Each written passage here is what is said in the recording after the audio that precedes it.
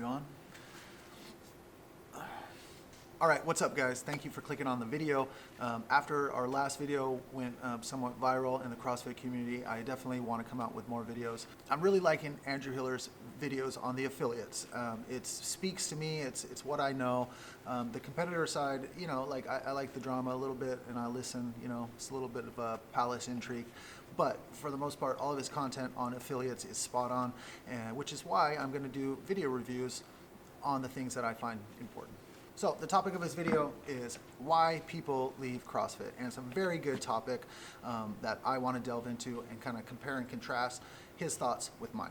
First off, I love that he started the video by addressing all the haters. You guys act like I don't read things on the internet. You guys also act like I care. You're talking about the stuff, so clearly you care. It's like, I love it. Keep it coming. The harsher the better. This guy's so bitter. He agrees with everybody in the comments. Two things. Why wouldn't I agree if it makes sense?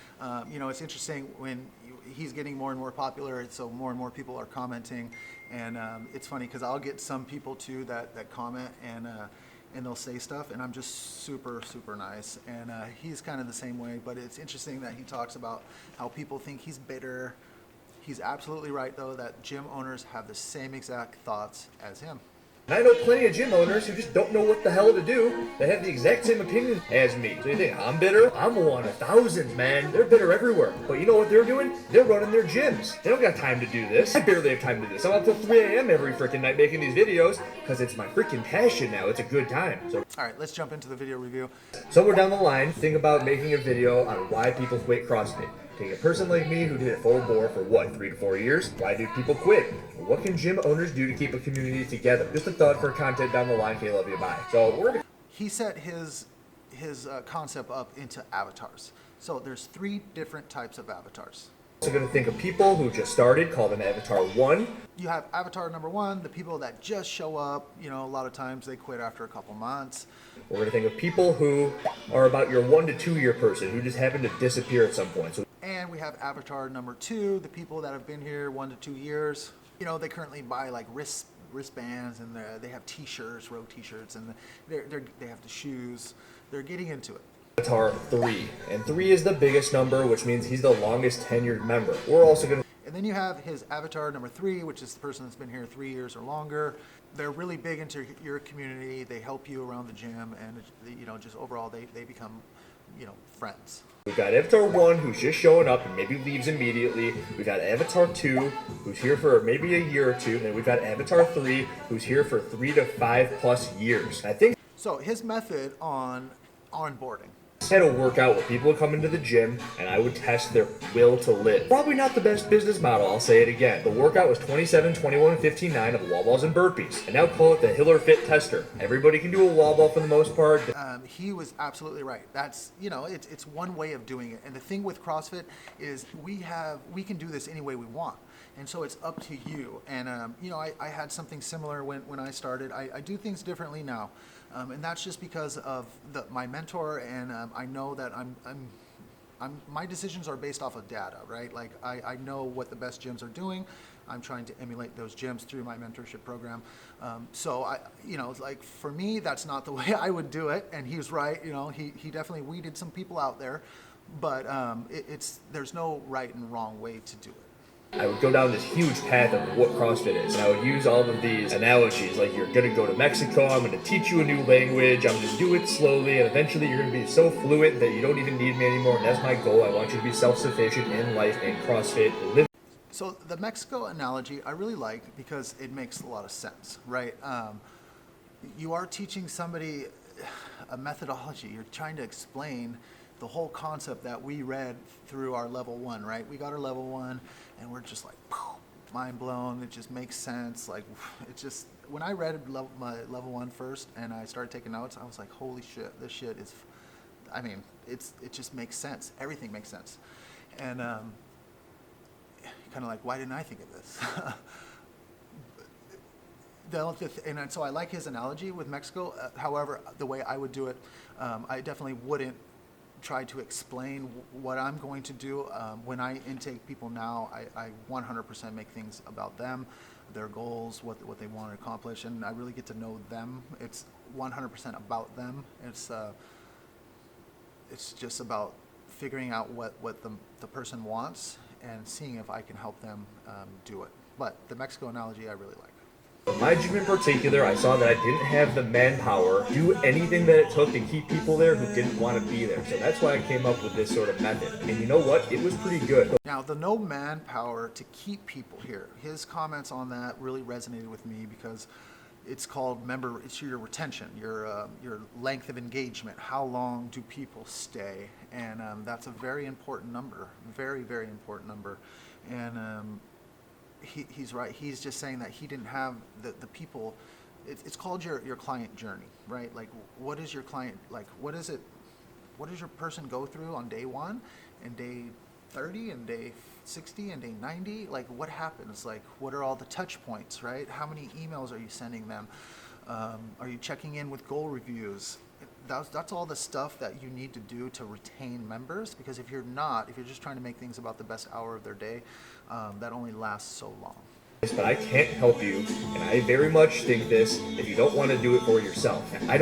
My favorite part was when he said that. He said, I can't help you if you don't want to do this. And it's absolutely right. And in the beginning, when I first opened my gym, I wanted to try to convince people that it's going to work and I can do it and I can help you, right? I can help you.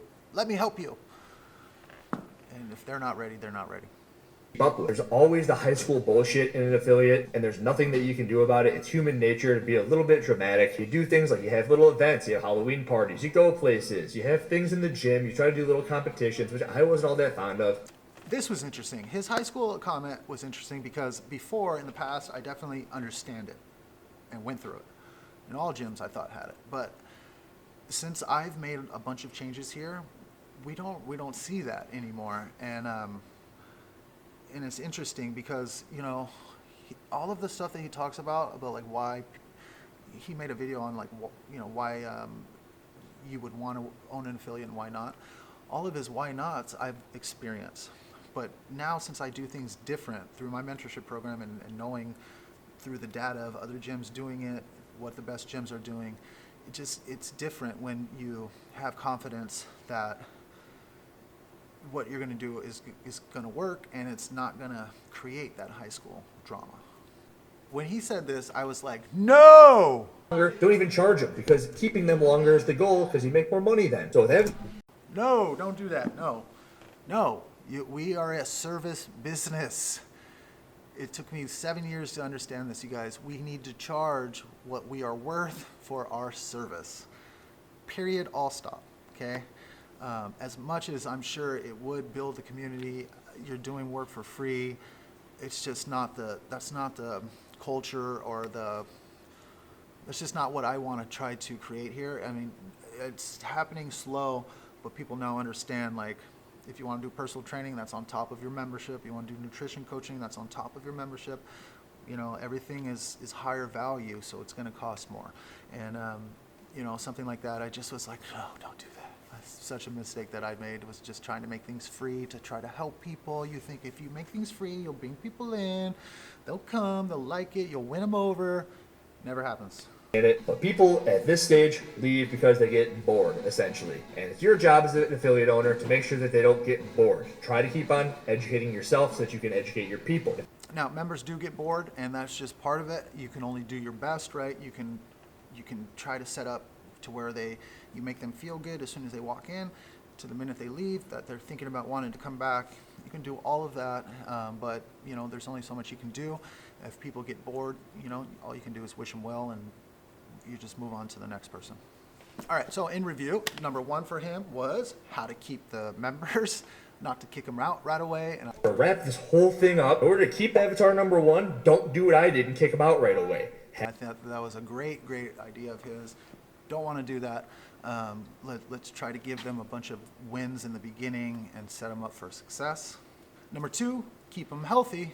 Avatar number 2. The only thing that you can do here is hope that they don't crash and burn. You can do everything in your power to hope they don't crash and burn. Again, this is something that takes a lot of manpower, lots of coaches, maybe not yourself in particular, but your coaches. Keep these people engaged. Make sure that they're not hurting themselves. Do everything you can to mitigate the fact that they are going to do things that are harmful to themselves. Let's do our job as coaches. Let's coach them up. Let's get them moving right from the very beginning. If I was to give you guys one theme of advice, is just if you don't make it about the coaching, the teaching from the very beginning, then they're not gonna. It's gonna be harder to get them to care about it later on. And number 3, do your best with the community. And I know that we're all trying to do that in our own way here. Avatar number 3, your goal is to do the best you can by your community. Have outings, have competitions, put out a bulletin, make sure that you say happy birthday to people, comment on their haircuts. Make sure that they know that they're being appreciated. Have them be friends with one another. That's very important too. Hey, did you know so-and-so does this with their kids and you do that with your kids, and have them be friends with one another. It's a community. You can't be the community. They have to be the community. Doing events, making people, hang out together. You become friends. I know for me, I have 50 clients here, you become friends with all of them. And you start going to like their kids' games or their events. And it starts becoming more than just, coaching a class or running a gym. It becomes really fulfilling. And so, yes, people do quit the gym, right? And it's going to happen, and that's just going to be a part of it. And we can do our best as affiliate owners to learn from our mistakes. And my best advice, though, would be to just ask somebody who's doing it right, who's been through it, to give you some advice. And if you need a mentor, definitely get a mentor. I needed one. But you guys do what you got to do. All right, you guys, thanks for checking out the video. This is not the weekly vlog that I normally do. That will be coming soon. So I appreciate all the new subscribers. We have about 150 of you guys that came on board after that video. So I really appreciate you guys being here. Really do. So see you guys in the next video.